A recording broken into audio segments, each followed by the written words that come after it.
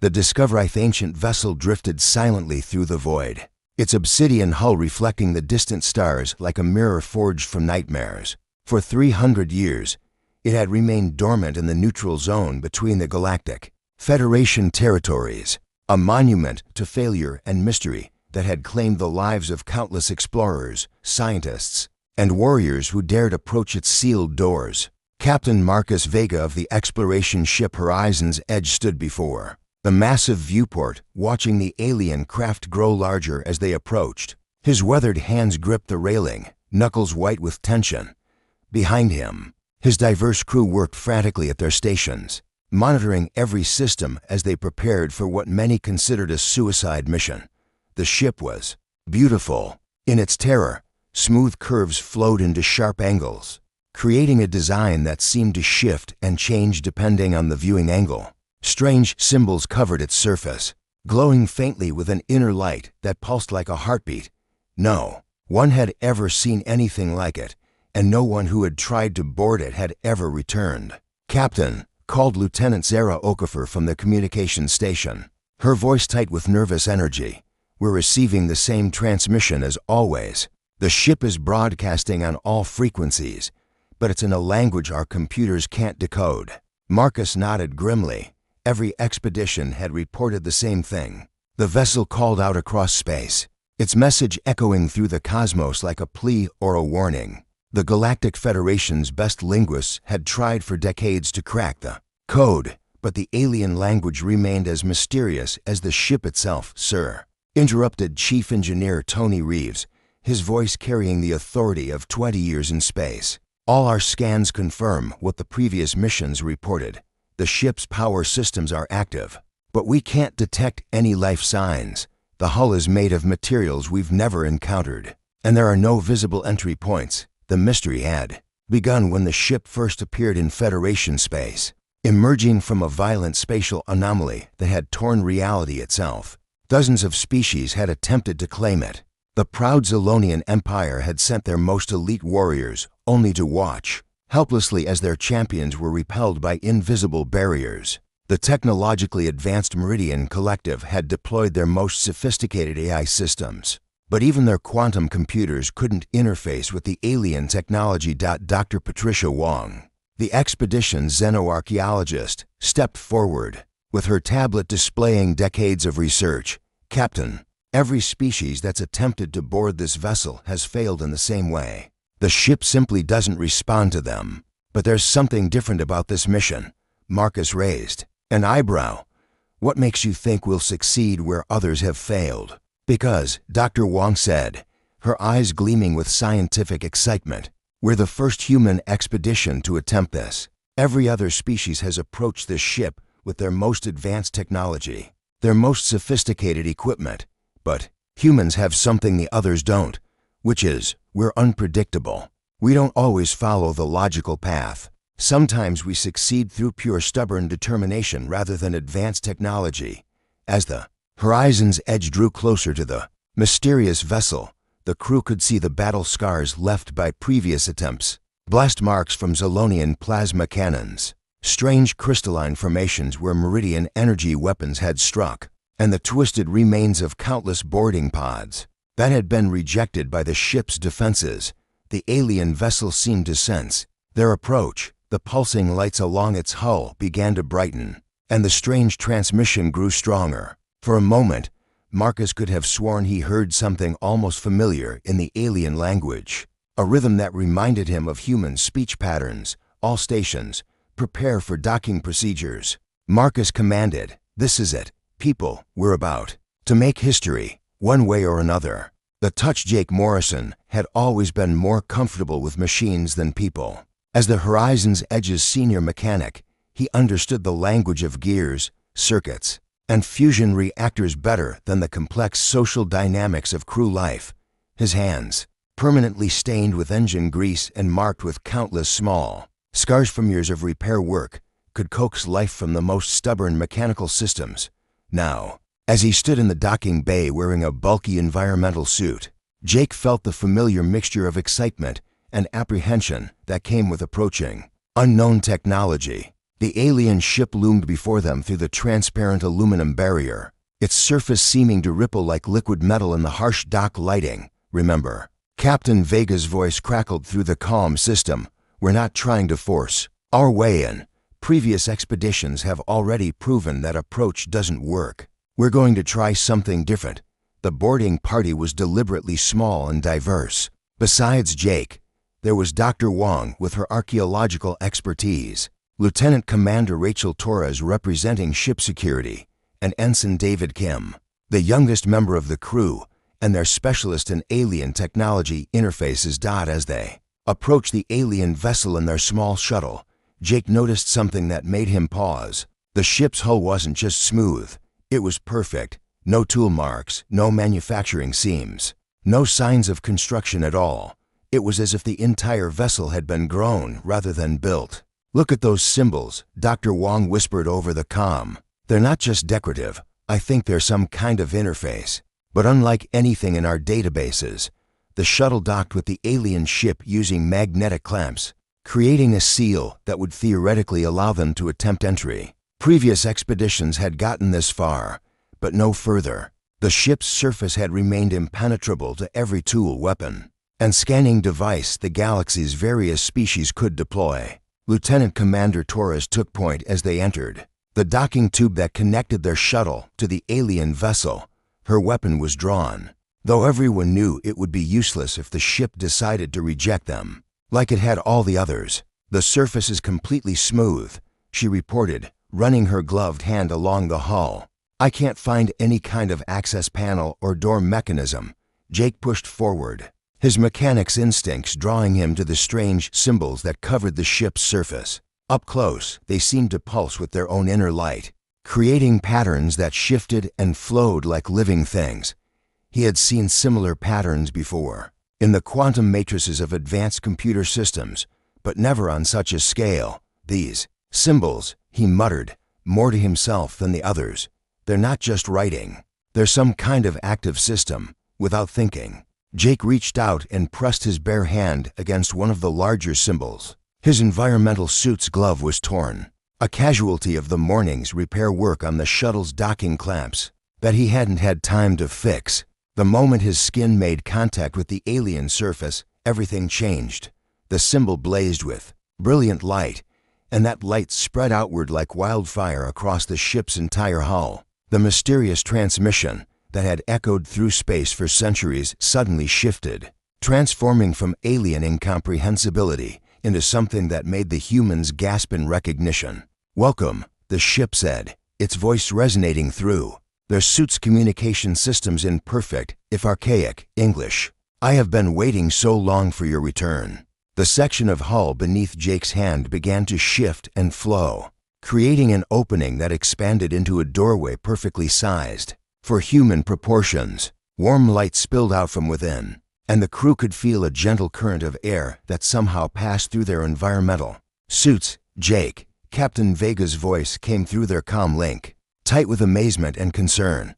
"What did you do?" Jake stared at his hand, still pressed against the now active surface. He could feel a connection forming, not just physical but something deeper. The ship wasn't just responding to his touch, it was communicating with him on a level that bypassed language entirely. "I think," Jake said slowly, his voice filled with wonder, "I think this ship has been waiting for humans all along." The revelation inside the alien vessel. The boarding party found themselves in a corridor that defied every expectation they had formed. The walls curved organically, pulsing with soft bioluminescent patterns that provided gentle lighting. The air was breathable, warm, and carried a faint scent that reminded Jake of the machine shops back on Earth. Metallic but clean. "This is impossible," Dr. Wong whispered, her scientific instruments going wild as they tried to process readings that contradicted known physics. "The ship's interior is larger than its exterior dimensions should allow." Jake led the group forward, his hands still tingling from the contact with the ship's hull. He could feel the vessel's consciousness brushing against his mind, not invasive but welcoming. Like an old friend recognizing him after a long absence, the ship was guiding him, showing him the way through corridors that seemed to reshape themselves to accommodate their passage. They emerged into a vast central chamber dominated by a crystalline structure that rose from floor to ceiling like a frozen waterfall. Within its translucent depths, lights danced and swirled, creating patterns that hurt to look at directly, but filled the observers with a sense of profound significance. The ship's core, Jake said, though he wasn't sure how he knew. It's been waiting here, maintaining minimal power, preserving itself for our arrival. But why? Lieutenant Commander Torres asked, her weapons still drawn, despite the obvious lack of threat.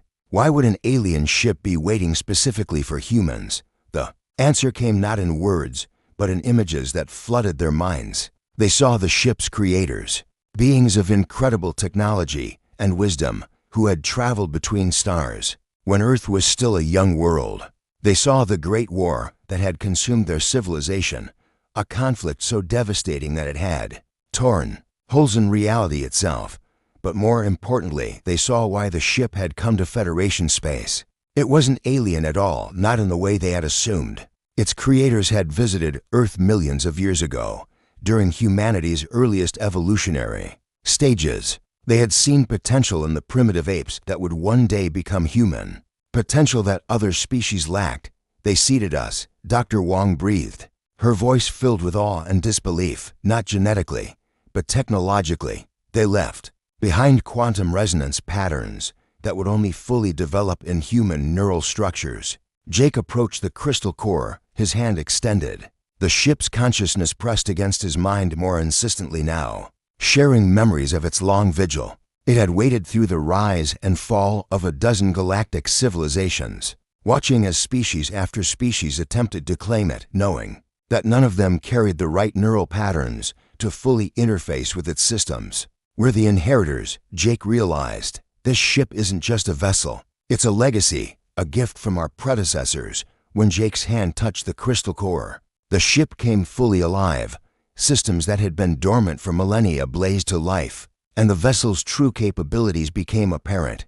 It wasn't just a ship, it was a mobile research station, a factory, a forge capable of creating technologies that the current galactic civilization could barely comprehend.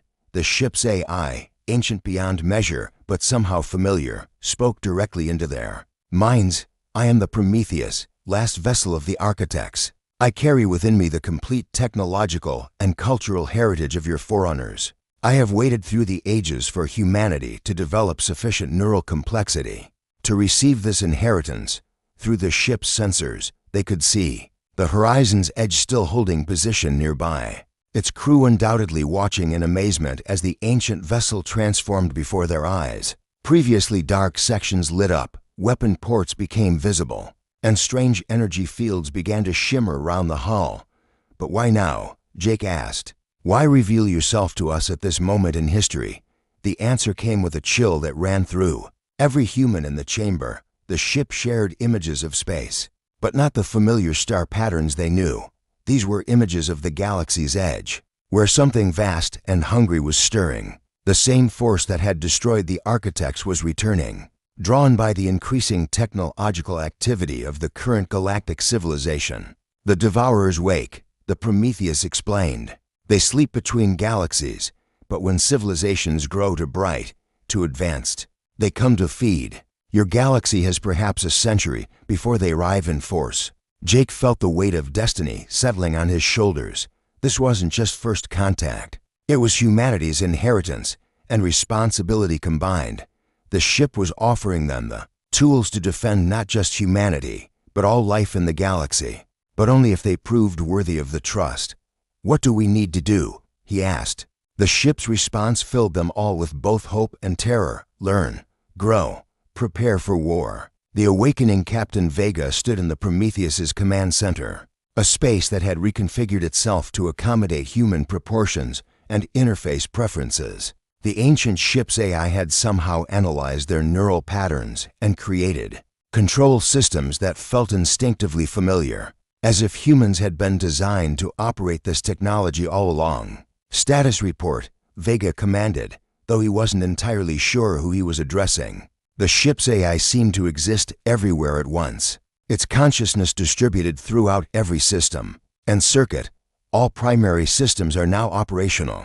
The Prometheus responded, its voice carrying harmonics that resonated pleasantly in human hearing ranges. Defensive capabilities are at full strength. Manufacturing facilities are online and ready to begin production of enhanced human technology. Jake stood at what appeared to be the chief engineer's station, his hands dancing over controls that somehow made perfect sense despite being based on principles that human science was only beginning to understand. The ship was teaching him as he worked, downloading centuries of technical knowledge directly into his mind at a pace that should have been overwhelming but felt natural. The ship's manufacturing capabilities are incredible, Jake reported, his voice filled with excitement. It can create materials that don't exist anywhere else in known space, alloys that are simultaneously stronger than neutronium and lighter than carbon fiber, computer systems that operate on quantum principles we haven't even theorized yet. Dr. Wong was interfacing with the ship's vast database, her archaeological training helping her catalog the cultural and historical information that the Prometheus had preserved. Captain, this ship contains the complete record of the architect, civilization, their art, their science, their philosophy. It's like having access to 1,000,000 years of advanced human development. But it was Ensign Kim who made the discovery that changed everything. Working at the navigation station, he had been analyzing the ship's star charts when he noticed something that made his blood run cold. Captain, Kim said, his voice tight with concern, I'm detecting massive gravitational anomalies at the galaxy's edge. The ship's sensors are far more advanced than ours, and they're picking up signatures that match the Devour fleet the Prometheus warned us about. The main viewer shifted to show a view of space that human eyes had never seen before. At the very edge of the galaxy, where the last lonely stars faded into the intergalactic void, space itself was bending and warping. Vast shapes moved in the darkness, too large to be ships, too organized to be natural phenomena. They're early, the Prometheus said, its voice carrying a note of what might have been fear. The Devourers have detected the activation of architect technology. My awakening has drawn their attention. Captain Vega felt the weight of command settling on his shoulders in a way he had never experienced before. This wasn't just about exploring an alien ship anymore. It was about the survival of every living thing in the galaxy. How long do we have? He asked. At their current rate of acceleration, the Devourer scout fleets will reach the outer rim systems within 50 years. The main fleet will arrive approximately 20 years after that. Lieutenant Commander Torres looked up from the tactical station, her expression grim. 70 years to prepare for a war against something that destroyed a civilization far more advanced than anything we have now. What are our chances? The ship's AI was silent for a long moment, processing probabilities and scenarios with computational power that dwarfed the combined processing capability of the entire Galactic Federation. With current galactic military capabilities, the probability of successful resistance is less than 1%, it finally admitted. However, if humanity can unite the galaxy's species and fully utilize the technologies I carry, that probability increases to approximately 37%. Those aren't great odds, Vega muttered. No, the Prometheus agreed. But they are better than the odds the architects faced. They fought alone, each species trying to preserve only itself. If humanity can do what they could not, if you can unite the galaxy instead of dividing it, you might succeed where they failed. Jake looked up from his engineering station, his eyes bright with determination. Then we'd better get started. Captain, I'm reading massive energy reserves in this ship's core. The Prometheus doesn't just carry blueprints for advanced technology. It can manufacture it. We could outfit entire fleets with weapons and defenses based on architect principles. Dr. Wong nodded eagerly. And the cultural database contains detailed information about dozens of extinct species. We might be able to understand other galactic species better than they understand themselves. That could be crucial for building the alliances we'll need. Captain Vega looked around at his crew, seeing the same determination in their faces that he felt burning in his chest. They were no longer just explorers or scientists. They were humanity's first line of defense against an existential threat. Prometheus, he said formally, humanity accepts the inheritance of the architects. We'll do everything in our power to unite the galaxy and prepare for the coming war. The ship's response carried a warmth that seemed almost human. Then let us begin the greatest work ever attempted. Let us save the galaxy. The new alliance 3 months after first contact with the Prometheus. The Galactic Federation Council chambers on Centauri Prime buzzed with an energy unlike anything in its 1,000-year history.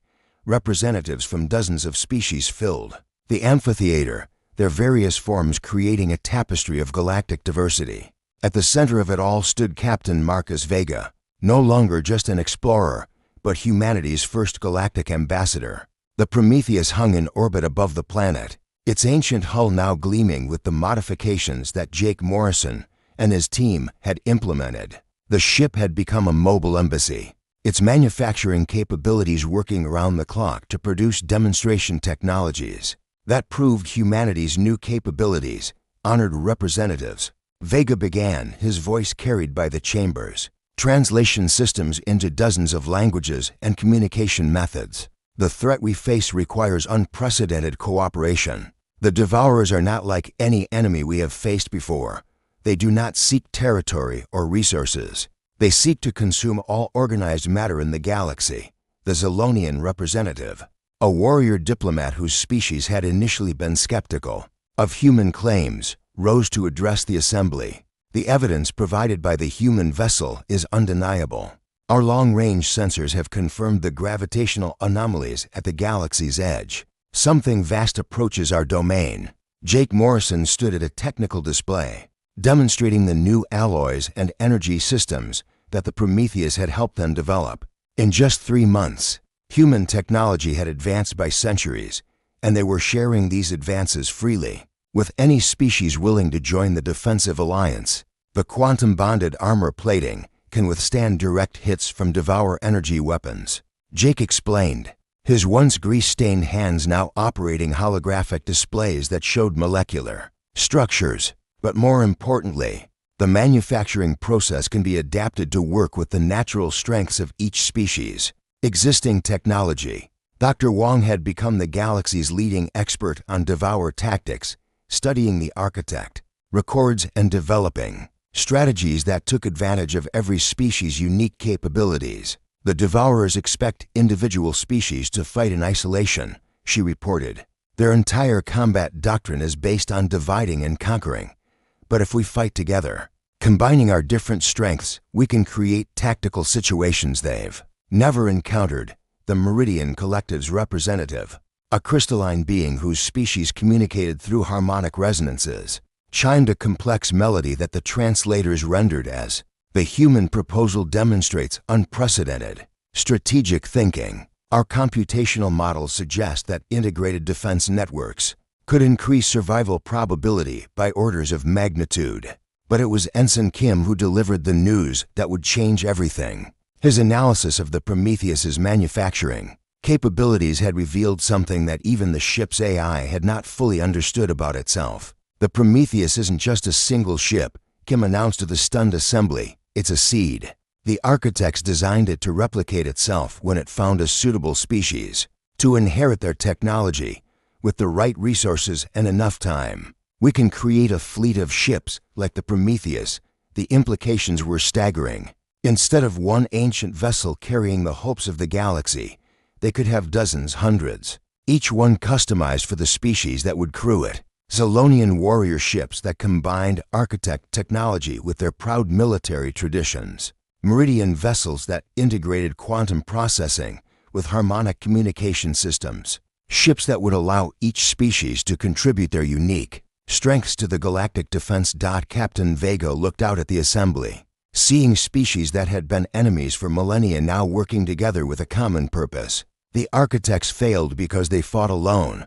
We will succeed because we fight together. The vote was unanimous. Every species in the Galactic Federation pledged their resources to the defensive alliance. Mining worlds would provide raw materials. Scientific centers would adapt architect technology to each species' unique physiology. Military academies would train integrated crews to operate the new hybrid vessels. Jake Morrison found himself appointed as the Chief Technology Integration Officer, a position that would have him traveling between worlds and working with alien scientists to create the impossible, a unified galactic military that preserved the unique strengths of each member species. Dr. Wong became the Director of Strategic Studies, tasked with preparing the galaxy for a type of warfare that had never been seen before. Her archaeological background proved invaluable as she studied the remains of civilizations that had fallen to the Devourers, learning from their failures and developing new tactics. As the assembly dispersed, representatives returning to their home worlds to begin the greatest mobilization in galactic history. Captain Vega remained on the observation deck of the Prometheus, looking out at the stars that now seemed both more beautiful and more fragile than ever before. "Do you think we can really do it?" he asked the ship's AI. The Prometheus considered the question with the computational power of a civilization that had spanned millions of years.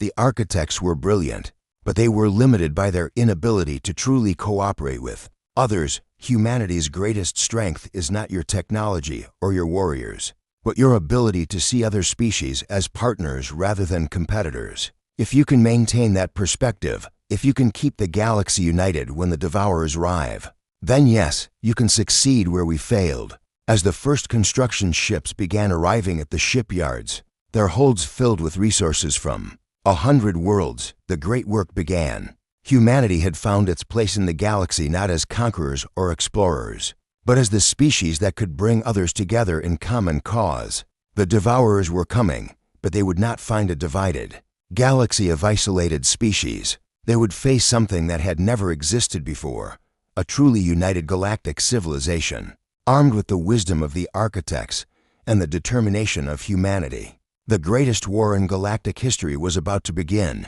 but for the first time in millions of years, the forces of life and civilization had a real chance of victory. The end.